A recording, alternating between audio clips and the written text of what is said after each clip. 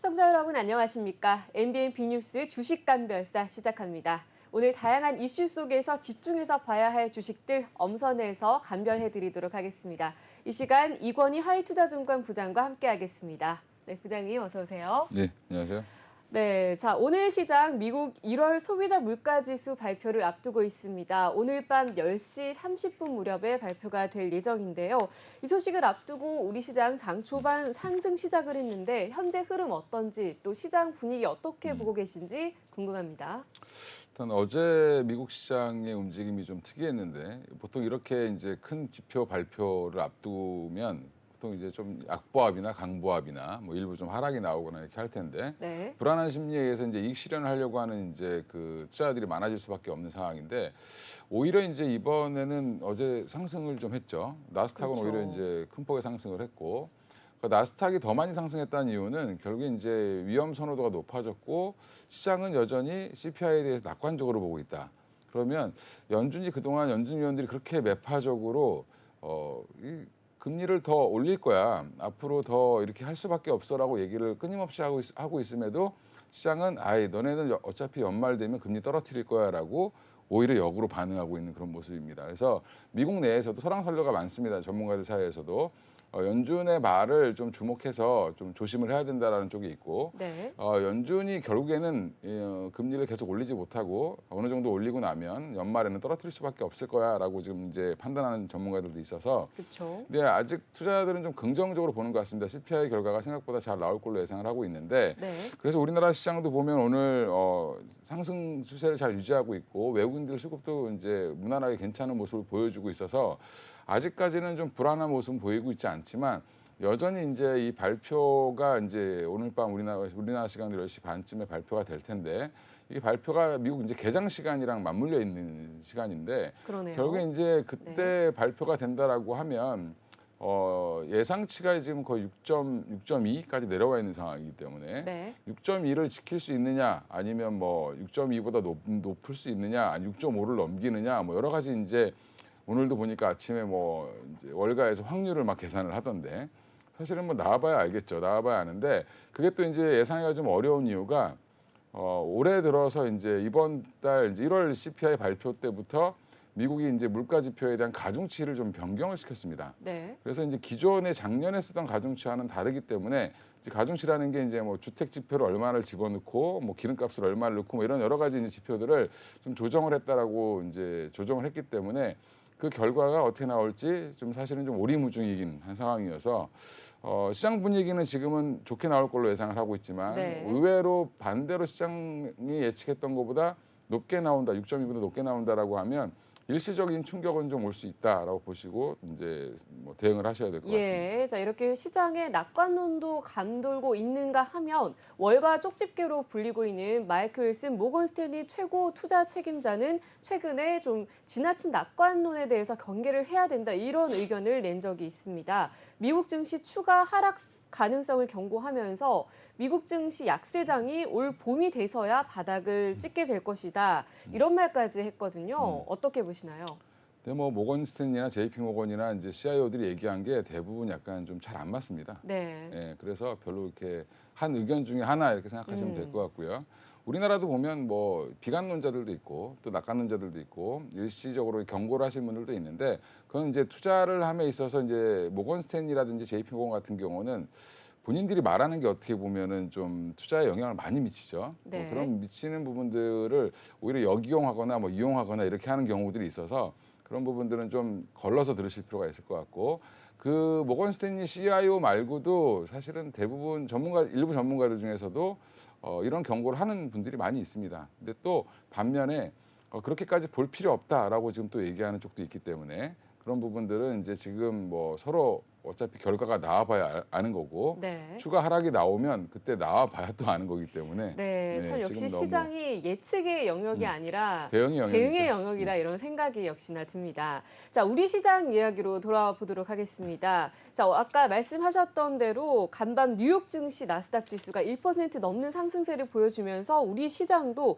장 초반에는 상승세로 시작을 했었습니다. 그 영향으로 삼성전자도 나쁘지 않은 흐름 보여주고 있고요. 또 SK 하이닉스 같은 경우는 거의 3%에 가까운 상승세를 기록하고 있습니다. 자, 이런 시장 흐름 속에서 긍정적인 흐름을 보이는 업종 또 그리고 부정적인 흐름을 보이는 업종 미리 체크하는 시간을 가져보도록 하겠습니다. 자, 먼저 어떤 업종부터 이야기 나눠볼까요? 조금 경계해야 되는 업종부터 말씀드리면 부정적으로 네. 보셔야 되는 게 이제 최근에 이제 뭐 은행주들이라든지 지주사들 뭐 이런 이제 보험사들 그러니까 여러 이제 그 행동주의 펀드들이 이제 움직이기 시작하면서 주주 권리를 강화한다, 뭐 배당을 더 늘려야 된다, 뭐 자사주를 매입해서 소각해서 주주의 권리를 더 높여야 된다. 한마디로 주식수를 줄여서 회사의 한 주의 가치를 주당 가치를 높여주는 방법인데 이제 미국에서 주로 많이 쓰는 방법이죠. 그렇죠. 그러니까 이 방법을 어떻게 보면 부정적으로 보시는 분들도 있는데 이제 주가적인 측면에서 이렇게 하면 주식은 올라갑니다. 올라가는데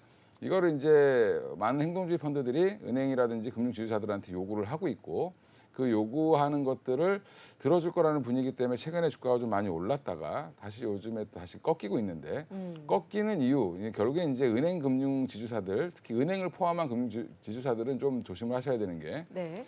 특히 은행은 지금 정부의 어떻게 보면은 그 여론에 굉장히 직격탄을 맞고 있는 업종입니다.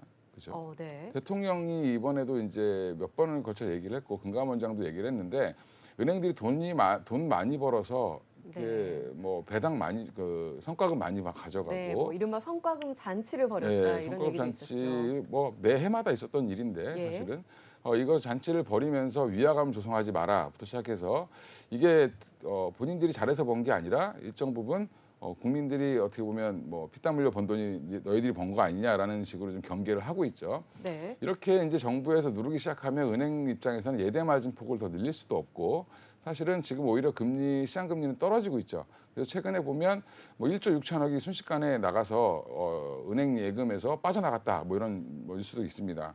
그러니까 이제 제가 그런 부분들도 말씀을 드리지만 그런 이제 낙관적인 얘기들 행동주의 펀드들이 이렇게 해서 배당을 많이 주면 주가는 올라갈 거야. 그동안 저평가되어 있던 은행이라든지 금융지주사들이 좋아질 거야라고 이제 너무 판단하지 마시고 네. 물론 이제 배당이라든지 이런 부분들은 또 따로 체크를 하셔야 되겠지만 배당도 결국엔 싸게 사서 배당을 받고 차익도 실현을 해야 아니면 적어도 자기가 산 가격에 빠져나와야 이게 이제 배당 수익이 온전히 본인께 되는 거기 때문에 그런 부분들을 잘 고려하셔서 가격을 생각하시고 사셔야 된다. 근데 지금 은행 지주사들 보면 은행을 끼고 있는 지주사들 우리나라 대표적으로 뭐 신한지주 뭐 그다음에 그 큰 회사를 먼저 보면 하나금융지주 뭐 KB금융이 있을 텐데 네. 지금 제가 이제 월봉을 띄워놨는데 네. 이제 월봉을 보여드리는 이유 주봉을 보시면 주봉도 별로 현찮죠. 네, 그러네요. 예, 최근에 월봉을 네. 보시면 더 현찮죠. 예. 예, 이게 지금 현재 가격이 예전에 언제 가격이랑 똑같냐면 2017년 5월 가격이랑 똑같습니다. 아, 그죠? 예. 이게 금융 지주사들 특히 은행을 끼고 있는 회사들 보면 월봉으로 뭐 큰 박스권으로 움직인다라고 보시는 게 맞고요. 특히 이제 하나금융지주도 또 보여드리면 또 비슷하게 움직임을 보이고 있죠. 그래서 좋다가 또 나빠졌다가 이걸 계속 반복하는데 이게 결국에 무슨 말이냐면 요즘에 핫한 뭐 에코프로나 에코프로 비행 같은 주가를 보면 계속 우상향을 하고 있죠. 네. 뭐 예를 들면 남들 다 잘 아시는 이제 삼성전자 차트를 한번 보여드리면 네. 삼성전자 차트를 보면 뭔가 다른 점을 좀 찾으실 수가 있을 텐데 네, 오늘도 네. 뭐 0.6%대 상승 흐름을 보여주긴 했습니다. 제가 삼성전자 월봉을 보여드리는 거는 여기서부터 계속 이렇게 흔들긴 하지만 계속 올라오고 있죠 추세가. 네, 아주 큰 그림으로 봤을 때는 큰 그림을 보면 우상향이죠. 저점이 계속 높아지고 네. 있는데 아까 보여드린 뭐 하나금융지주라든지 보면 저점이 거의 비슷하게 여기도 올라가긴 했지만 상단이 막혀 있죠. 네. 이게 무슨 말이냐면 금융주는 성장이 좀 제한될 수밖에 없고 성장이 많이 나오면 또 항상 제재를 받습니다. 네.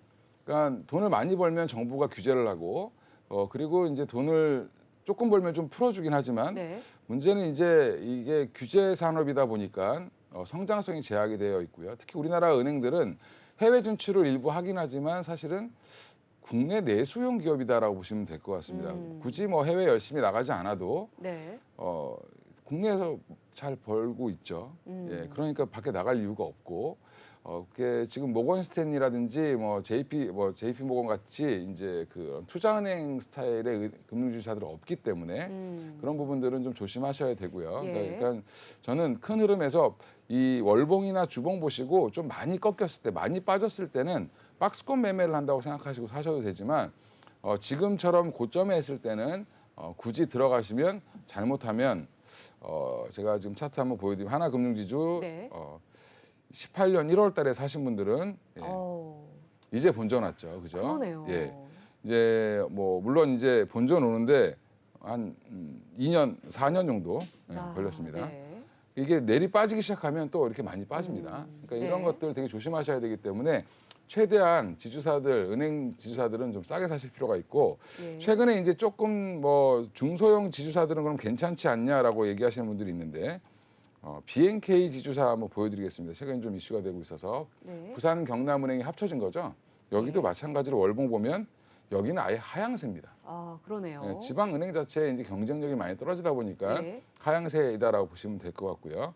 또 하나 이제 또 다른 형태를 보여주고 있는 게 이거는 이제 은행을 안 끼고 있는 제가 이제 전 직장인데 메리츠 금융지주 차트 보시면 완전 다르죠. 네. 자, 메리츠 금융지주도 최근에 자사주 소각 이슈가 네. 있었거든요. 자, 그런데 올해 공시된 이 비단 이 은행 관련주뿐만 아니라 올해 공시된 자사주 소각 규모가 1조 3천억 원에 이른다라는 보도가 있더라고요. 그런데 이렇게 자사주를 소각하고 매입하는 게 주주 입장에서는 주주 환원 정책이기 때문에 좀 반가운 소식이 아닐까요? 네, 반가운 소식이죠. 예. 반가운 소식이고 갖고 계신 분들한테 좋은데 네. 이제 뭐 이게 뭐 도덕적 해이가 아니냐부터 시작해서 여러 가지 말은 많습니다. 네. 기업이 돈을 못 버는데 주식을 소각해서 주가를 올리면 어떡하냐라고 얘기를 하는데 실제로 그걸 미국이 했기 때문에 전 세계에서 미국 시장이 가장 핫하게 올라갔고요. 네. 추세 상승을 계속 이룰 수 있었던 부분도 결국에는 안 좋을 때도 빚을 내서라도 주식을 사서 소각을 시키는 그런 형태를 보였다라고 보시면 되는데 지금 우리나라는 이제 막 시작을 하기 했습니다. 네. 그래서 어떻게 보면 코리아 디스카운트를 해소하는 뭐 중대한 방법이 아니냐라고 또 일부에서 얘기하시는 분들도 있는데 그게 가장 대표적인 기업이 금융지주사에서는 메리츠가 가장 먼저 치고 나갔고요. 네. 그래서 제가 아까 차트 보여드린 이유가 그전에는 엄청난 박스권을 그렸죠. 다른 회사들보다 더 박스권이 심했습니다. 네. 뭐 주가는 움직이지 않고 요 사이에서 여기서 뭐 한 8,000원대에서 예. 여기 보시면 16,000원대 사이를 왔다 갔다 계속했습니다. 한동안 움직임이 네. 정말 없었네요. 그러다가 뭐 최근에 물론 이제 뭐 화재나 뭐 증권의 합병 이런 것도 있었지만 네. 사실은 자사주 매입 소각을 가장 먼저 실시했기 때문에 이런 부분들이 급등하는 모습이 좀 나왔고요. 최근에는 합병 이슈로 다시 한번 올라왔는데 이번에도 작년에도 했지만 올해도 더 매입 후에 소각하겠다고 얘기를 하고 있어서 오히려 이제 이런 그 하나금융지주라든지 KB금융지주, 뭐 신한금융지주, BNK도 마찬가지고 이런 적극적인 자사주 매입 후 소각, 메리츠 네. 금융지주와 같은 형태를 보인다라고 하면 그때 사셔도 늦지 않다. 네. 예, 그때는 적극적으로 사셔야 되지만 그 전에는 소극적으로 지금 계속 방어하고 있죠. 행동주의 펀드가 요구를 해도 자꾸 이제 이렇게 방어를 하고 있습니다. 예, 그래서 그런 부분들을 좀 파악하시고 대응을 하셔야 된다라고 말씀을 좀 드리겠습니다. 예, 자 그렇다면 의미 있는 자사주 매입 소각 기업에 좀 관심을 가져보는 게 더 도움이 될 것 같습니다. 자사주 소각 기업 중에 의미 있는 자사주 소각 기업이 있다면 또 구체적으로 어떤 회사가 있을까요? 지금은 가장 아까 보여드린 메리츠 금융주주가 가장 그 발빠르게 해서 금융권에서 이쪽이 가장 좋고요. 네. 그 외에 지금 이제 제조업단이라든지 뭐 일부 기업에서 이제 실시를 하는데 아직은 조금 좀 미미하기 때문에 좀 의미 있는 게 나오면 다시 한번 또 말씀을 드리겠습니다.